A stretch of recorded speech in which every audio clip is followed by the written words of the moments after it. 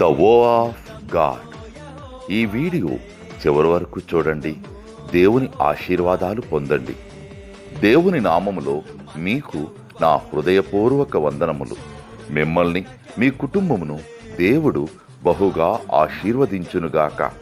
ఈరోజు మీ రాకపోకలి యందు మీరు చేసే ప్రతి పనిలోనూ దేవుడు మీకు తోడుగా ఉండునుగాక.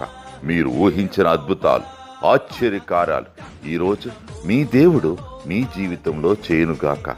ఈరోజు నీ దేవుడు నీతో మాట్లాడే మాట,